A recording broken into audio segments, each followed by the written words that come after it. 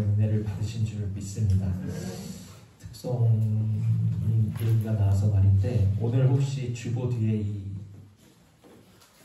혹시 그림을 보셨는지 모르겠는데, 우리 아름 사모님이 매주 토요일마다 밤을 새시면서 한 주간 동안 겪었던 일을 이렇게 그림 이야기로 여러분들이 쉽게 보실 수 있게 이렇게 봉사를 해주고 계시는데, 처음에 제가 우리 예지 집사님 오늘 특송이 너 주님의 가시관 써보라 라는 말을 듣고 둘이 뭐 이야기했냐고 제가 그렇게 물어봤는데 전혀 그런 것이 아니라고, 우리 예지 집사님도 이 한 주간의 삶에 나의 할 수 없는 것을 하시는 주님을 체험하게 하셨고, 또 우리 아름 사모님에게도 그러한 것들을 체험하게 하셨고, 또 우리 모두에게도 그러한 것들을 체험하게 하시다가 이 자리에 이르르신 줄 믿습니다. 오늘의 말씀을 통해서 우리에게 말씀하시는 주님의 음성을 귀담아 들으실 수 있는, 발견하실 수 있는, 정말 생명의 양식을 마음껏 누리실 수 있는 그러한 말씀 시간이 되기를 소망을 드립니다. 먼저 이 신명기에 대해서 잠깐 설명을 드리겠습니다. 이 신명기라는 책은 어떤 책인가? 이제 이스라엘 민족이 가나안 40년의 행군의 거의 마지막 부분에서 가나안 땅을 눈앞에 두고 있었어요. 근데 이제 가나안 땅에 곧 입성할 이스라엘 백성을 향한 모세의 마지막 설교가 바로 신명기입니다. 모세의 마지막 설교예요.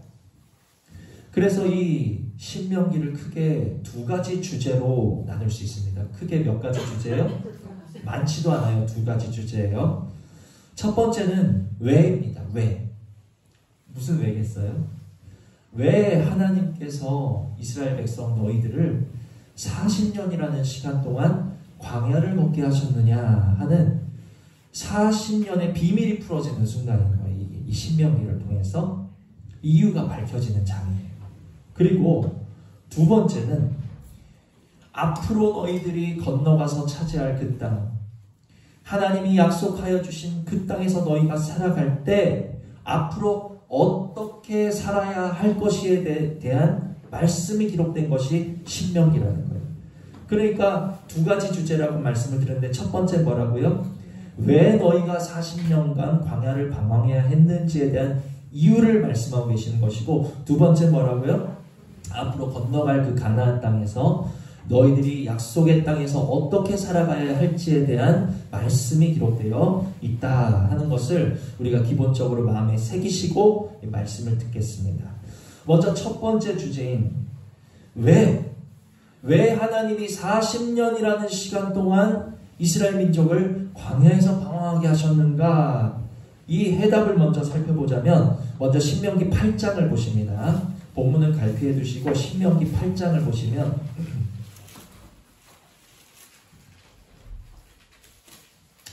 신명기 8장 2절로 3절, 신명기 8장 2절로 3절. 자, 우리 함께 있습니다. 시작. 내 하나님 여호와께서 이 40년 동안에 내게 광야길을 걷게 하신 것을 기억하라. 이는 너를 낮추시며 너를 시험하사 내 마음이 어떠한지 그 명령을 지키는지 지키지 않는지 알려 하심이라. 너를 낮추시며 너를 줄이게 하시며 또 너도 알지 못하며 내 조상들도 알지 못하던 만나를 내게 먹이신 것은 사람이 떡으로만 사는 것이 아니요 여호와의 입에서 나오는 모든 말씀으로 사는 줄을 내가 알게 하려 하심이니라. 아멘. 이 첫 번째 주제인 너희가 왜 40년 동안 광야를 걸어야 했는가에 대한 해답이 바로 이 8장 2절 3절이에요. 왜 걷게 하셨습니까? 광야를 왜 걷게 하셨죠? 그것은요, 두 가지 이유에 있었어요. 한 가지는 하나님이 이 2절 끝에 보시면 그 명령을 지키는지 지키지 않는지 어떻게 해요? 알려 하십니다. 하나님이 40년 동안 사람을요 가까이서 지켜보시면서 동행하시면서 사람을 관찰하신 거예요. 사람을 알려고 하셨던 거예요. 40년 동안. 40년 동안 한 민족을 택하셔서 그들이 생존할 수 없는 땅에 두시고 불강력적인 은혜를 40년 동안 부어주시면서 과연 이들이 어떠한 족속인지, 사람이란 것이 어떠한 존재인지를 하나님은 40년 동안 알고자 하셨던 시간이었다.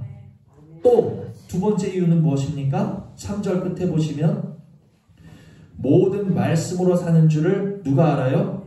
내가 알게 하려 하심이니라. 오늘 말씀 제목이에요. 내가 알게 하려 하심이니라. 광야 40년을 돌게 하신 이유는 두 가지인데, 첫 번째는 누가 아시려고? 하나님이 사람에 대해서 아시려고 사람을 가까이에서 관찰하신 시간이 40년이었다. 두 번째 이유는 뭐다? 그 40년을 통해서 이번엔 누구를 알게 하려고? 사람을 알게 하시려고. 그러니까 하나님이 알려고 하셨고 사람에게 알려주려고 하셨던 시간이 40년이 필요했다라는 사실을 우리가 기억하시기를 바랍니다. 깨달으신 줄 믿습니다. 광야 40년이라는 것은요, 정말 불가사의했던 시간이라는 거예요. 사람의 힘으로는 단 하루도 제대로 생존할 수 없었던 그 광야에서 장정만 60만이라는 이미 한 나라를 이룬 이스라엘이 자그마치 40년이라는 시간 동안 광야에서 그들이 무엇을 심었습니까? 그들이 무엇을 거두었습니까? 아니에요. 40년 동안 그들이 죽지 않고 생존할 수 있었던 것은 진짜 하나님의 기적과도 같으신 섭리요, 능력이요, 은혜였다라는 것이죠. 그래서 이 40년이라는 시간은요, 인류 역사에서 전무후무하도록 하나님께서 사람 가운데 가장 가까이 오셔서 가장 선명하고 분명하게 나타나셨던 시간이 광야 40년이라는 것을 우리가 기억하셔야 될 줄 압니다. 하나님의 임재가 이때는 눈에 보이던 시대라는 거예요. 지금 하나님 눈으로 보시는 분 계십니까? 하나님의 임재가 눈에 보입니까? 눈에 보이지 않아요. 우리는 오늘 하나님이 주시는 말씀 속에서 하나님을 만나고 의미를 찾고 깨달아서 그 속에서 하나님을 만나는 것이지, 우리가 눈으로 보이는 어떤 현상을 통해서 하나님을 만나는 게 아니에요.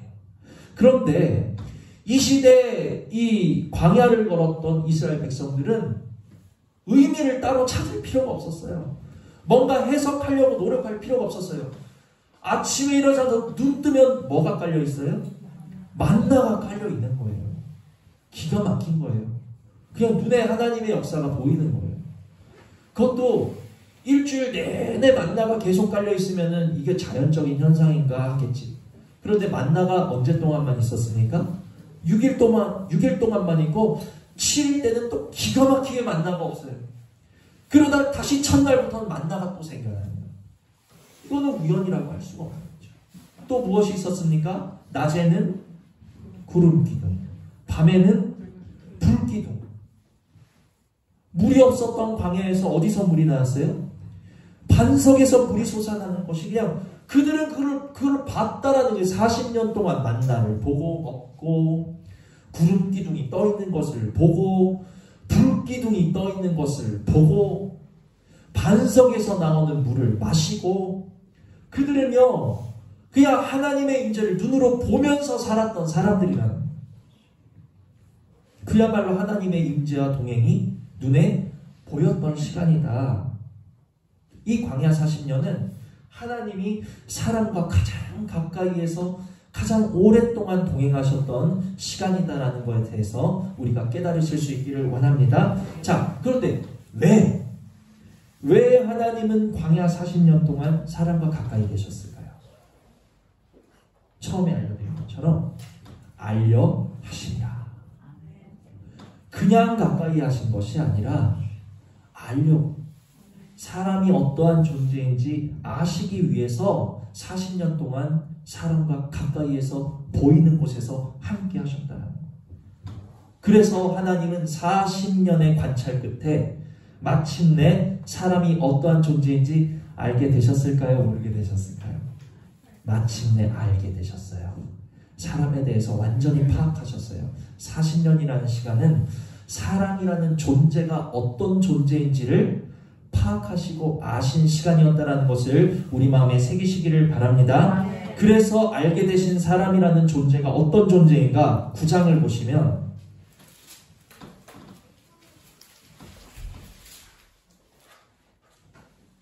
9장 5절로 7절입니다. 9장 5절로 7절 9장 5절로 7절 함께 읽습니다. 시작. 내가 가서 그 땅을 차지함은 내 공의로 말미암음도 아니며 내 마음이 정직함으로 말미암음도 아니요 이 민족들이 악함으로 말미암아 내 하나님 여호와께서 그들을 내 앞에서 쫓아내심이라. 여호와께서 이같이 하심은 내 조상 아브라함과 이삭과 야곱에게 하신 맹세를 이루려 하심이니라. 그러므로 내가 알 것은 내 하나님 여호와께서 내게 이 아름다운 땅을 기업으로 주신 것이 내 공의로 말미암음이 아니니라. 너는 목이 곧은 백성이니라. 너는 광야에서 내 하나님 여호와를 경노하게 하던 일을 잊지 말고 기억하라. 내가 애굽 땅에서 나오던 날부터 이곳에 이르기까지 늘 여호와를 거역하였으되. 아멘. 또 24절을 보십니다. 24절 읽습니다. 시작. 내가 너희를 알던 날부터 너희가 항상 여호와를 거역하여 왔느니라. 아멘. 하나님이 40년 동안 이스라엘을 통해서 사람을 관찰하신 결과가 뭐예요? 너는 목이 곧은 백성이다. 늘 여호와를 거역하였으되 너희가 항상 여호와를 거역하여 왔느니라. 이것이 40년을 지켜보신 결과 40년 사람이란 존재와 동행해 보신 결과라는 거예요. 항상 하나님을 거역하는 목이 곧은 존재라는 것을 하나님은 분명히 알게 되셨다는 것을 기억하시기를 바랍니다. 이게 사람이에요. 광야에서 하나님께서 하여튼 사람에게 대해서 하실 수 있는 것은 40년 동안 다 해보셨어요. 그냥 얼르고 달래도 보시고 야단도 치시고 타일러도 보시고 그냥 하나님이 광야에서 그냥 그 아버지가 자식한테 하는 것처럼 40년 동안 할 수 있는 모든 것을 다 해보셨는데 그 결과가 뭐예요? 너는 목이 곧은 백성이다. 로마서 8장 7절처럼 사람은 하나님의 법에 굴복하지 않을 뿐 아니라 할 수도 없음이라. 이들이 참 목이 곧구나. 이들이 항상 나를 거역하는구나. 이들이 나의 법에 굴복하지 않을 뿐 아니라 할 수도 없구나 하는 것을 하나님이 40년 동안 분명히 알으셨다. 이처럼 하나님은 40년을 통해서 사람 가까이에서 사람을 알려고 하셨고 또 무엇을 알게 하려고 하셨습니까? 사람에게 너희가 무엇으로 사는 존재인지를 알게 하려고 하셨어요. 여기 다시 3절을 보시면 너를 낮추시며 너를 줄이게 하시며 또 너도 알지 못하며 내 조상들도 알지 못하던 만나를 내게 먹이신 것은 사람이 떡으로만 사는 것이 아니오 여호와 입에서 나오는 모든 말씀으로 사는 줄을 내가 알게 하려 하심이니라. 그래서 말씀을 정리하면 이 광야 40년을 통해서 하나님은 알고자 하셨고 또 사람에게는 알려주고자 하셨던 시간이 광야 40년이다. 그 결과 하나님은 사람에 대해서 분명히 알게 되셨는데 사람이란 존재는 목이 곧은 존재예요. 항상 하나님을 거역하는 존재예요. 하나님의 법에 굴복하지 않을 뿐 아니라 할 수도 없는 존재라는 것을 하나님은 알게 되셨다는 것을 기억하시기를 바랍니다. 자, 그렇다면 하나님은 이처럼 40년을 통해서 사람이라는 존재에 대해서 분명히 하셨어요. 그러면 문제는 사람은 알게 되었을까요?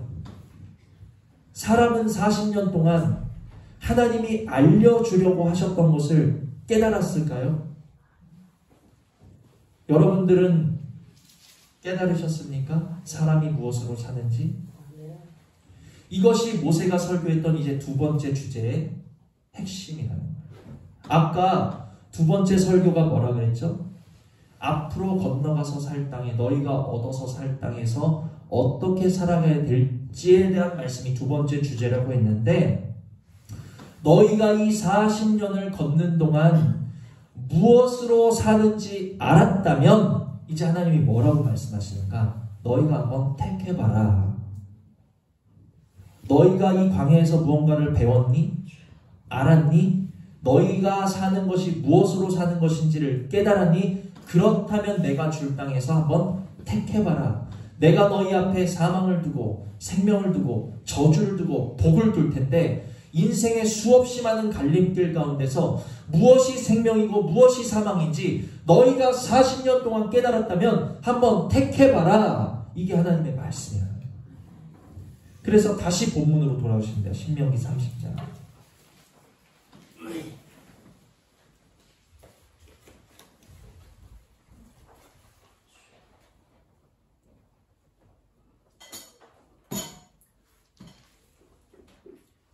사실 오늘 말씀이 쉬운 말씀이 아닙니다.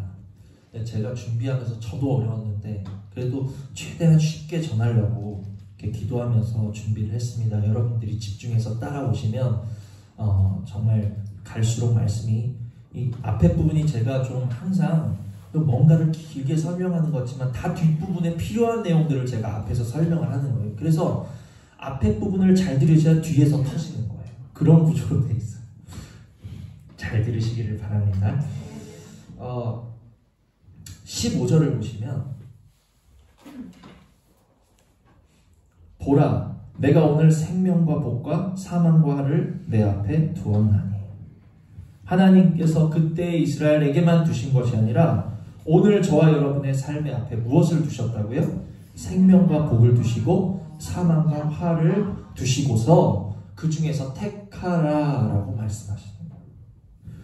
우리에게 택하라고 하시는 이유는 뭘까요? 먼저 택하라는 것은요, 여기서 우리가 오해하시면 안 돼요.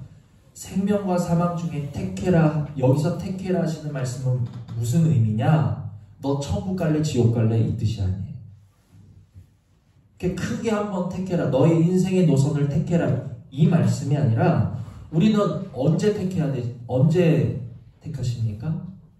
날마다 택하셔야 된다는 것을 기억하시기를 바랍니다. 날마다 매일 순간마다 우리는 이 생명과 사망 사이에서 택하셔야 된다는 거예요. 우리 그런 존재라는 거예요. 하루 동안 우리가 살아가면서 인생길에서 얼마나 많은 갈림길을 만나는지 알 수 없다는 거예요.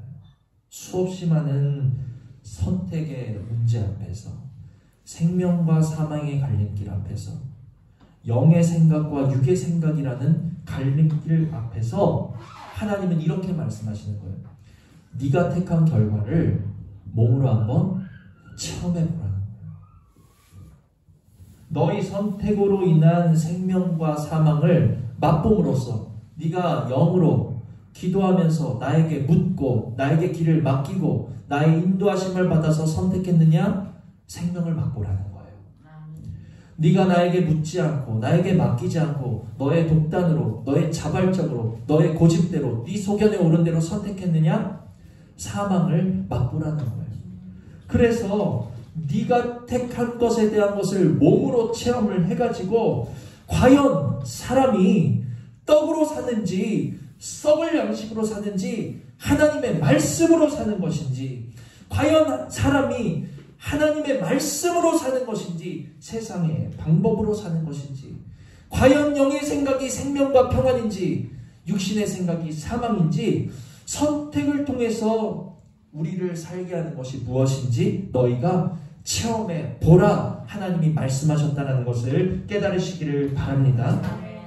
그러므로 사람은 이 광야 40년을 걸으면서 깨달은 거예요, 깨닫지 못한 거예요? 결국 깨닫지 못한 거예요. 하나님은 사람이라는 존재가 어떤 존재인지 40년을 통해서 아주 완벽하게 파악하셨어요. 그런데 사람은 여전히 이 광야 40년을 걸으면서 40년 동안 늘 하나님을 거역하고 제대로 배우지 못한 거야, 결국. 그러니까 하나님은 내가 약속한 게 있어서 너희를 그 땅에 보내기는 하는데 너희가 아직도 무엇으로 사는지 알지 못했다. 너희들은 내가 너희 앞에 생명과 사망을 둘 테이니 너희가 그것을 선택해서 과연 무엇을 선택할 때 너희가 살고 무엇을 선택할 때 너희가 죽는지 너희가 한번 몸으로 체험해보고 몸으로 깨달아 알아라. 하나님은 여전히 우리 앞에 선택의 그 문제를 두심을 통해서 우리를 여전히 알게 하려 하시는 중이시라는 것을 깨달으실 수 있는 은혜가 있기를 주님의 이름으로 축복을 드립니다. 그래서 제가 말씀 준비하면서도 정 목사님 이게 뭐 그렇게 어려운 말씀이라고 이 말씀을 이렇게 복잡하게 풀어야 되고 복잡하게 이 설교를 해야 되는가? 목사님은 왜 생명과 사망 중에 택하라는 게 뭐가 그렇게 어려워서 이 설교를 이렇게 복잡하게 하시는가? 참 이렇게 생각하실 수도 있겠다. 제가 그런 생각이 들었어요. 그래서 저도 여러분 하나님이 우리 앞에 생명과 사망을 두셨는데 생명을 택하십시오. 이렇게 설교하면 얼마나 쉽냐는 거예요. 하나님을 사랑하십시오. 얼마나 쉬워요. 그런데 이게 이렇게 단순한 문제가 아니라는 거예요. 하나님을 사랑한다는 거 쉬워 보이십니까? 하나님을 사랑하는 의미가 뭔지를 아셔야 된다는 거예요. 하나님을 사랑한다는 것에 대한 의미가 무엇입니까? 나 하나님 사랑해요. 예배드리면 하나님 사랑하고 교회 나오면 하나님 사랑하는 것입니까? 그게 아니에요. 하나님을 사랑한다는 것의 의미가 성경에서 무엇을 말씀하고 계신지 우리는 그것을 찾으셔야 되는데 하나님 사랑은 무엇으로 나타나는 것입니까? 이웃사랑으로 나타나고 증거됐다는 사실을 기억하시기를 바랍니다. 결국 하나님 사랑은 이웃사랑이에요. 이것이 너희의 강령이다. 하나님을 사랑하고 이웃을 사랑하는 것이 강령이다. 왜 하나님 사랑하는 것만 강령으로 두지 않으시고 이웃사랑까지 강령으로 두셨냐는 거예요. 그것은 우리가 눈에 보이지 않는 하나님 사랑하는지 어떻게 알아? 내가 하나님 사랑합니다. 사랑하는지 어떻게 아냐? 그러나 너희 눈에 보이는 이웃을 하나님 사랑하는 마음으로 사랑하는 그것을 통해서 너희가 하나님을 사랑하는 줄을 알게 된다는 것이지요. 요한복음 13장 35절에 예수님이 이렇게 말씀하셨습니다. 너희가 내 제자됨을 증거하는 방법이 단 한 가지가 있는데 그것이 무엇이냐? 너희가 서로 사랑하면 이로써 너희가 서로 사랑하면 이로써 모든 사람이 너희가 내 제자인 줄을 알리라. 이렇게 말씀하셨어요. 그러나 반대로 너희가 서로 사랑하지 않는다면 너희가 내 제자라는 거예요. 너희는 내 제자도 아니고 자녀도 아니고 나는 너희를 모른다는 거죠. 쉬워 보이는 말씀, 하나님 사랑하는 게 이렇게 어려운 말씀인 줄 아셨습니까? 쉬워 보이는 말씀이라도 그 의미를 깊이 알수록 듣기는 쉬운 말씀이었는데 의미를 알고 나니까 내가 하나님을 사랑하고 있지 못했었구나라는 것을 깨달음으로 우리는 말씀을 통해서 가슴을 칠 수밖에 없는 자리에 들어갈 수밖에 없다는 것을 깨달으시기를 바랍니다. 이 생명이라는 것도 마찬가지고 오늘 하나님이 우리 앞에 생명과 사망을 두셨는데 택하라고 하시는데 뭐가 생명입니까? 생명 눈에 보여요? 우리가 선택해야 되는 수많은 인생의 갈림길 앞에 이정표가 있어가지고 여기는 생명, 여기는 사망. 눈에 보입니까? 눈에 보이지 않는다는 거예요. 그럼에도 택하라 하시는데 우리가 무엇을 택해야 생명일까? 생명의 의미를 알고 택하라는 거예요. 이게 이렇게 설교되어져야 되는 이유는요. 하나님 모르는 사람 이 자리에 데리고 와서 생명 택할래요? 사망 택할래요? 물어봐도 다 뭐라고 대답할까요? 하나님 모르는 사람도 생명 택한다라고 대답은 할 수 있어요. 그러나 그들이 택하는 것과 우리의 택하는 것이 차이가 무엇입니까? 의미를 알고 택하느냐 알지 못하고 택하느냐의 차이라는 것을 우리가 분명히 기억하시기를 바랍니다. 그래서 우리는 생명을 택하셔야 되는 사람들인데 우리가 택해야 되는 생명의 의미가 뭐냐는 거예요. 바로 16절입니다. 16절 보라 내가 오늘 생명과 복과 사망과를 내 앞에 두었나니 곧 다 같이 읽습니다. 시작. 내가 오늘 내게 명령하여 내 하나님 여호와를 사랑하고 그 모든 길로 행하며 그의 명령과 규례와 법도를 지키라 하는 것이라. 아멘. 이게 뭐예요? 생명의 의미라는 거예요. 이해가 되십니까?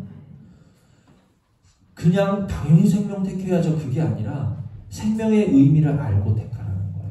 근데 그 생명의 의미가 뭐다? 하나님 여호와를 사랑하고 그의 길로 행하고 명령과 규례와 법도, 그러니까 이것은 한마디로 하나님의 말씀에 순종해라 하는 뜻이죠. 또 있습니다. 20절을 보시면 내 하나님 여호와를 사랑하고 그의 말씀을 청종하며 또 그를 의지하라. 이게 생명의 의미라는 거예요. 그래서 지금 이 신명기를 통해서 구약에도 생명이 나오고 있는데, 구약에서도 생명을 얻기를 하나님이 원하고 계시는데, 구약에서 설명하고 있는 생명은 무엇입니까? 하나님 사랑. 따라해보세요. 하나님 사랑. 하나님 사랑. 하나님의 지도를 따름. 하나님의 지도를 따름. 하나님의 뜻에 순종. 하나님의 뜻에 순종. 하나님의 말씀을 청종. 하나님의 말씀을 청종. 하나님을 의지함. 하나님을 의지함. 이렇게 5가지가 생명이라는 거예요. 이 5가지가 생명이라는 거예요. 뭐가 생명이라고요? 하나님 사랑, 하나님의 지도를 따름, 하나님의 뜻에 순종, 하나님의 말씀에 청종, 하나님을 의지함. 우리의 마음에 깊게 새기시는 은혜가 있기를 원합니다. 아멘. 이게 우리가 택하셔야 되는 생명이라는 거예요, 여러분. 아멘. 이게 생명이에요. 이렇게 질문하실 수 있어요. 생명은 예수 그리스도 아니에요? 맞죠? 다르지 않아요. 예수님께서 우리 안에 오셔서 이와 같은 일을 하시기 때문에 하나님을 사랑하게 하고 그의 지도를 받게 하고 그의 말씀에 청종하게 하고 순종하게 하고 그를 의지하게 하시기 때문에 예수 그리스도가 생명이라는 것을 깨달으실 수 있는 은혜가 있기를 원합니다. 아멘. 예수의 생명과 지금 이 신명기에 나오는 생명이 다른 생명이 아니라는 거예요. 같다는 거예요. 이것이 생명의 본질이라는 거예요. 아멘. 하나님을 사랑하고 하나님을 의지하고 그 말씀을 청종하고 하나님을 순종하고 하나님의 지도하심을 받는 것, 이게 우리가 택하셔야 될 생명이라는 것을 기억하시기를 바랍니다. 아멘. 그러니까 생명을 택한다라는 것의 진짜 의미가 뭐예요? 내가 나의 주인 되지 않고 내 유익과 만족을 구하지 않고 내 소견대로 사는 것이 아닌 하나님을 사랑하고 인정하고 주인으로 모시면서 따르며 의지하겠습니다. 바로 이 고백이 생명을 택하는 고백인 줄 깨달으시기를 바랍니다. 그러니까 이게요, 간단한 게 아니라는 거예요. 그러면 사망의 의미는 뭘까요? 사망을 택하지 말아라 하시는데 사망의 의미는 17절에 나와 있습니다. 17절 우리가 함께 읽습니다. 시작. 그러나 내가 만일 마음을 돌이켜 듣지 아니하고 유혹을 받아 다른 신들에게 절하고 그를 섬기며. 아멘. 이게 사망이에요. 그러면요, 우리는 막연하게 나는 교회 나오고 예배 드리니까 나는 당연히 생명을 택했지라고 생각하실 게 아니라 이 의미를 통해서 나는 삶에서 어떤 모습으로 살고 있었나, 나는 생명을 택했나 사망을 택했나라는 것을 말씀을 통해서 우리 자신을 조사해 보시고 진단해 보셔야 된다라는 거예요. 사망이 뭐예요? 마음을 돌이켜 듣지 않는다는 얘기예요. 듣지 않는다. 무엇을 듣지 않아요? 하나님의 말씀과 지도하심을 듣지 않고 우리 모든 선택의 문제에서 하나님의 말씀과 지도하심이 배제되는 상태, 기도하지 않으므로 하나님의 말씀을 듣지 아니하는 상태, 그게 사망이에요. 이게 사망. 얼마나 우리가 살면서 내 뜻대로 선택하고 내 고집대로 행하고 내 아는 대로 일을 진행할 때가 많냐는 거예요. 하나님의 말씀에 따르면요, 그게 다 사망을 선택한 길이라는 거예요. 우리는 이 말씀의 심각성을 인지를 하셔야 된다는 거예요. 또 듣지 않는 것만 있으니까 여기 보니까 유혹을 받아. 우리는요, 유혹받을 수밖에 없는 존재들이에요. 왜냐? 우리의 조상 하나님이 흙으로 빚으신 가장 완벽한 존재가 무엇을 받았어요? 그를 완벽한 존재로 지으셨음에도 그가 유혹을 받았다는 거예요. 그런데 그의 후손으로 그 오랜 기간, 오랜 세월, 오랜 역사 동안, 인간의 오랜 역사 동안 모든 죄와 사망과 더러운 것들이 그냥 뒤집어진 채로 태어난 우리들은 유혹을 받을 수밖에 없는 존재들이라는 사실을 깨달으시는 은혜가 있기를 원합니다. 그러니까 우리는 유혹을 날마다 받는 거예요. 내 정과 욕심이 살아있는 한 이 정과 욕심을 통해서 마귀 유혹이 들어오는, 세상 유혹이 들어오는, 물질 유혹이 들어오는 거예요. 그러면 그 유혹을 따라 우리가 선택하는 것은 결국 사망이다. 절대로 생명을 선택할 수 없다. 그거 아셔야 돼요. 그래서 이 말씀 처음 그냥 네 앞에 생명과 복, 사망과 저주를 놓았어 할 때까지만 해도 아마 대부분의 사람들은 나는 당연히 생명을 택했지라고 생각하시겠지만 무엇이 생명이고 무엇이 사망인지 그 의미를 알게 되는 순간 나는 무엇을 선택하다 이 자리에 나오셨습니까? 생명 선택하다가 이 자리에 나오셨어요? 아니면 사망 선택하다 이 자리에 나오셨어요? 물론 생명도 선택하셨겠죠. 기도하셨겠죠. 그러나 기도하지 아니한 그 모든 순간이 우리는 사망을 택하다가 이 자리에 나오신 그러한 존재들이라는 사실을 깨달아 아실 수 있는 은혜가 있기를 원합니다. 아멘. 그래서 이제부터 진짜 충격적인 말씀이 나와요. 열왕기상을 보시면 열왕기상.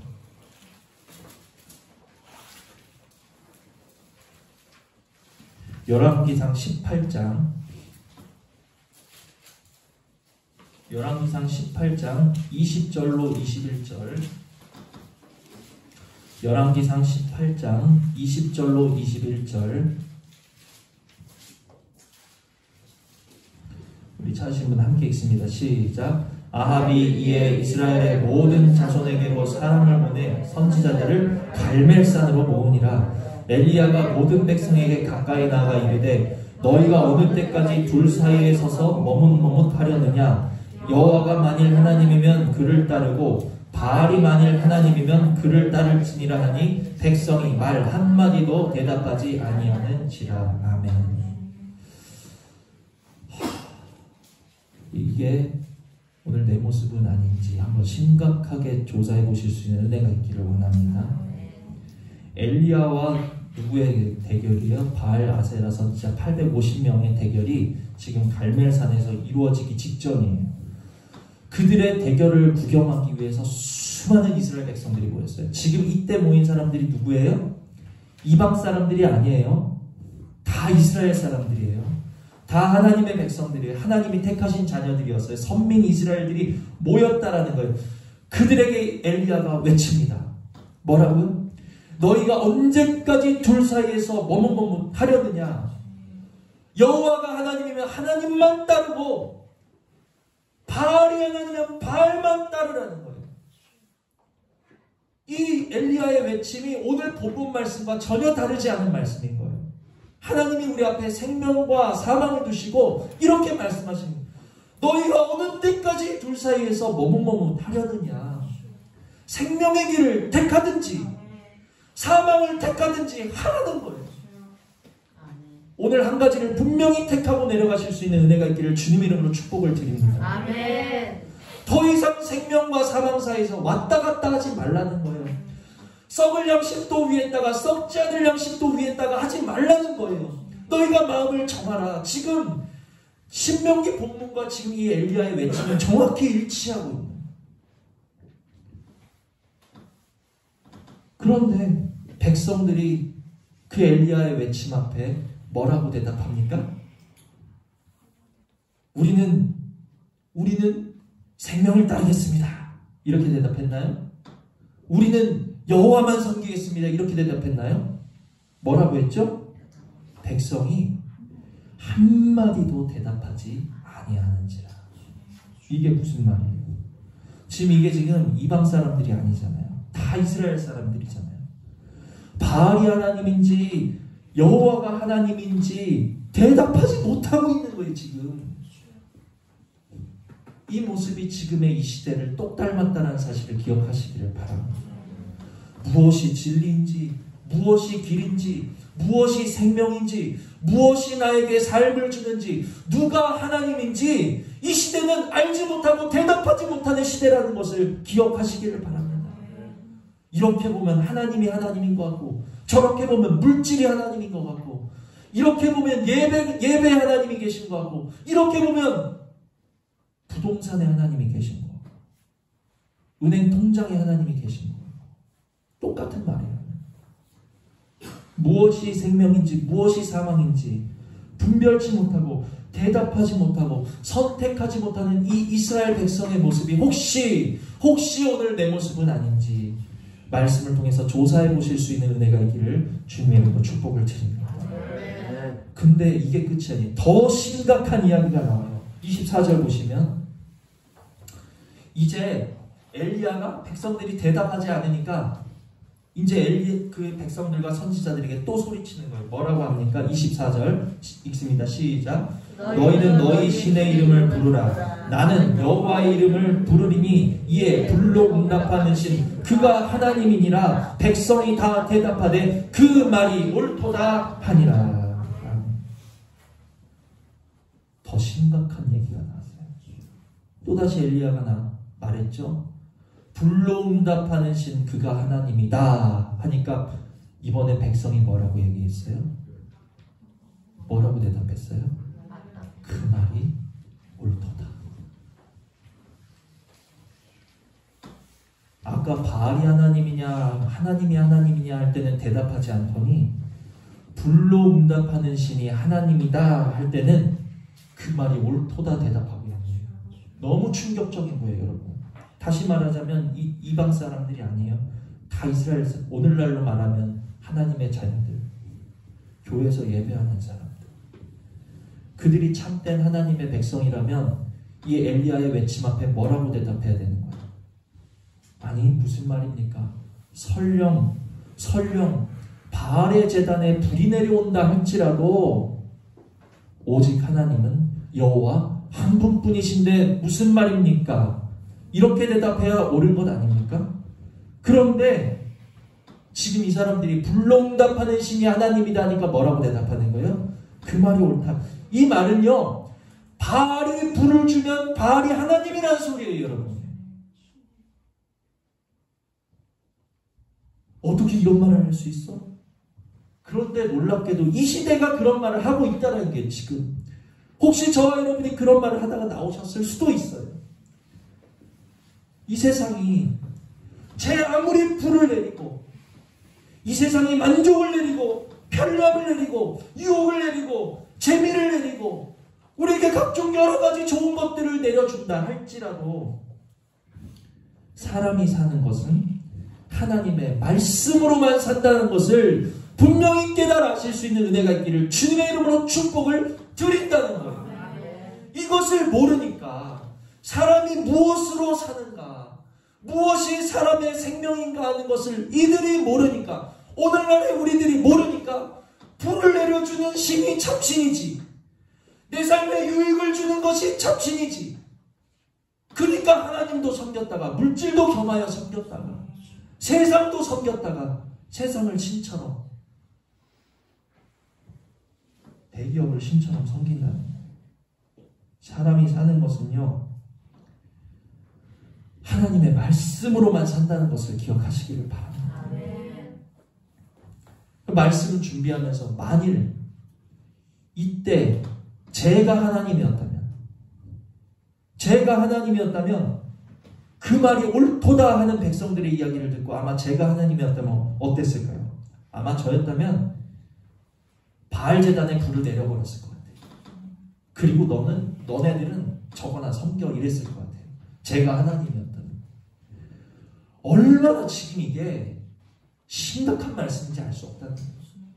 불을 내려주는 게 하나님이라고. 우리에게 재미를 주고 쾌락을 주고 유익을 주고 물질을 주고 만족을 주는 게 하나님입니까? 우리에게 흉년을 보내신다 할지라도 하나님은 여호와 한 분뿐이라는 사실을 기억하시기를 바랍니다. 아멘. 우리가 그것을 분명히 알아야 우리 하나님을 섬길 수 있다는 거죠. 그러나 내 삶에 유익을 주고 삶을 주고 먹을 것을 주고 이 세상이 우리에게 준다 그거예요. 어느새 나도 모르게 나에게 유익을 주는 그것이 나의 신이 아닌가. 그 말도 옳도다. 내 모습이 아닌지 한번 돌아보시는 은혜가 있기를 바랍니다. 그런데요, 여기서부터 이제 하나님의 놀라운 사랑이 드러나기 시작하는데 무엇입니까? 지금 사람들이 그 말이 옳도다, 이 말은 바꿔 말하면 바알이 하나님일 수도 있다, 이렇게 하는데도 하나님은 백성들에게 어떻게 하고 계세요? 아마 제가 하나님이었다면 다 쓸어버렸을 것 같아요. 그냥 제단에 불을 내리는 게 아니라 사람들한테 불을 내려버렸을 것 같아요. 근데 하나님은 지금 그 말이 옳도다, 누가 하나님인지 선택하지 못하고 머뭇머뭇하고 바알이 하나님일 수도 있다라는 그 사람들에게 하나님은 진노하지 않고 계시는 것을 깨달으시기를 바랍니다. 왜 진노하지 않으실까요? 왜 진노하지 않으실까요? 아까 처음에 뭐라고 말씀드렸어요? 이미 사람이 이런 존재라는 것을 하나님이 이미 어떻게 하신 거예요? 아신 거예요. 항상 반역하는 존재요. 항상 목이 고는 존재요. 하나님의 말씀에 굴복하지 못하는 존재라는 것을 하나님은 이 엘리야 앞에서 보신 게 아니라 이미 광야 40년에 확인해 버리셨다라는 거예요. 이게 은혜예요. 이게 은혜. 오늘 저와 여러분이 패역하고, 오늘 저와 여러분이 갈팡질팡하고 생명과 사망 가운데에서 머뭇머뭇할 때 하나님은 그 모습을 바라보시면서 네가 어떻게 그럴 수 있니? 충격받으시고 우리를 질책하시고 야단하시는 하나님이 아니시라. 하나님은 이미도 내가 그런 존재라는 사실을 어떻게 하고 계시다? 알고 계신 분이시다. 믿으시는 은혜가 있기를 바랍니다. 한마디로 광야 40년 동안 하나님이 사람을 알고자 하신 것은요, 사람을 알을 통해서 그들에게 실망하시고 그들을 포기하려 하신 것이 아니라 사람을 이해하려고 하셨다라는 것을 깨달으실 수 있는 은혜가 있기를 원한다. 광야 40년 동안 너는 목이 고든 백성이야, 너는 항상 반역하는 백성이야, 너는 굴복할 수 없는 백성이야, 이것은 그들을 포기하신 게 아니라 사람을 이해하신 말씀이었다는 것을 깨달으셔야 된다는 거예요. 그리고 어떻게 말씀하십니까? 바알이 하나님일 수도 있잖아. 그 무지한 백성, 그 반역하는 백성, 그 죄 많은 그 사람들에게 뭐라고 말씀하시냐? 30절 읽습니다. 시작. 엘리야가 모든 백성을 향하여 이르되 내게로 가까이 오라. 뭐라고 말씀하십니까? 내게로 가까이 오라. 우리들의 죄와 우리들의 굴복하지 못하는 것을 아시는, 우리들의 반역의 성질을 이미 아시는 주님은 오늘도 생명과 사망 사이에서 머뭇머뭇거리는 우리들을 질책하시고 야단하시는 하나님이 아니라 도리어 어떻게 하시는 분이에요? 가까이 오라 부르고 계시는 따스한 목자 되신 주님의 음성을 들으시는 은혜가 있기를 주님의 이름으로 축복을 드립니다. 너 왜 거기가 있니? 너 왜 또 사망을 택하니? 너 왜 또 실수하니? 너 왜 또 반역하니? 질책하시는 게 아니라 우리의 모양을 아신다는 거예요. 우리의 모습을 아신다는 거예요. 반역할 수밖에 없는 것을 아시고 사망 택할 수밖에 없는 것을 아시는 주님은 오늘도 우리를 부르고 계십니다. 내게로 가까이 오라. 부르시면서 또 무엇 하십니까? 30절 계속 읽어보시면 백성이 다 그에게 가까이 가매 그가 무너진 여호와의 제단을 수축하되. 아멘. 우리를 불러주신 하나님은 또 무엇 하시는 분인가? 무너진 제단, 무너진 예배, 우리 속에 하나님을 향하여 무너진 모든 것들을 다시 세워주시는 분, 예배를 통해 다시 세워주시는 분이라는 것을 믿으시는 은혜가 있기를 주님의 이름으로 축복을 드립니다. 아멘. 하나님께서 그때 무지한 백성들을 계속해서 알게 하시고 엘리야를 보내사 엘리야를 통해서 백성을 가까이에 부르시고 엘리야를 통해서 무너진 제단을 수축해 주시는 것처럼 오늘 누구를 보내셨어요? 예수 그리스도를 보내십니다. 아멘. 예수 그리스도를 우리 가운데 생명으로 보내셔서 오늘도 말씀으로 우리를 가까이 부르고 계신다는 것을 기억하시기를 바랍니다. 아멘. 너 지난주에 말씀 듣고 너 또 잘못했어. 너 또 머뭇머뭇했어. 너 또 사망을 택했어. 너 또 나한테 묻지 않았어. 그게 아니라 그래. 또 일주일 동안 사망 택하다가 머뭇머뭇거리다가 그렇게 서 있니? 그렇게 서 있지 말고 내게로 가까이 와라. 아멘. 오늘도 부르고 계신다. 아멘. 너가 사망을 택함으로써 쓴맛을 봤니? 사망의 맛을 봤니? 그래. 그러면 너를 살리는 게 누군지 이제는 좀 알아야 될 것 아니냐. 내게 가까이 나와라. 주님을 통해서 우리를 부르고 계시다는 것을 기억하시기를 바랍니다. 아멘. 그 가까이 나온 이 예배의 자리에서 우리의 무너진 삶도 다시 세워주시고 아멘. 우리의 무너진 마음도 다시 세워주시고 아멘. 우리의 실망한 마음도 세워주시고 우리의 모든 것을 이 시간 다시 세워주시는 시간. 이 시간에 이때 이스라엘 백성들이 유일하게 했던 한 가지가 뭐예요?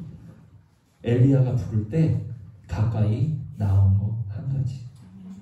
오늘 저와 여러분에게 바라시는 한 가지는 주님이 부르실 때 가까이 나오기를 원하신다는 것을 기억하시기를 바랍니다. 아멘. 주님이 부르실 때 주님 또 순종하지 못하가 나왔어요. 생명을 택해야 되는데 하나님만 사랑하고 하나님의 말씀에 지도하심을 받고 하나님의 말씀에 청종하고 하나님의 말씀에 순종하고 하나님을 의지하는 것이 생명이라고 하셨는데 나 그렇게 살지 못하고 내 소견에 오른 대로 살다가 나왔어요. 주님 또 머뭇머뭇거렸어요. 또 사망을 택했어요. 불러주실 때 가까이 나오시라. 아멘. 가까이 나오시면 우리의 모든 무너진 것을 다시 세워주시는 줄 믿으시기를 바랍니다. 아멘. 그 결과 어떻게 되었습니까? 37절로 39절 37절로 39절 다 같이 읽습니다. 시작. 여호와여 내게 응답하옵소서. 내게 응답하옵소서. 이 백성에게 주 여호와는 하나님이신 것과 주는 그들의 마음을 되돌이키심을 알게 하옵소서 하매 이에 여호와의 불이 내려서 번제물과 나무와 돌과 흙을 태우고 또 도랑의 물을 핥은지라 모든 백성이 보고 엎드려 말하되 여호와 그는 하나님이시로다. 여호와 그는 하나님이시로다 하니. 아멘. 여호와 그는 하나님이시로다. 아멘이십니까? 아멘. 여호와 그는 하나님이시로다. 이 고백이, 이 알게 하심이 오늘 하나님께 가까이 나온 우리들에게도 동일하게 임하는 역사가 있기를 주님의 이름으로 축복을 드립니다. 아멘. 오늘 우리의 심령 가운데 알게 하시고 우리를 부르시고 우리의 무너진 것을 세우시고 우리에게 성령의 불을 허락하신 것은 그 우리의 공로가 아니라는 거예요.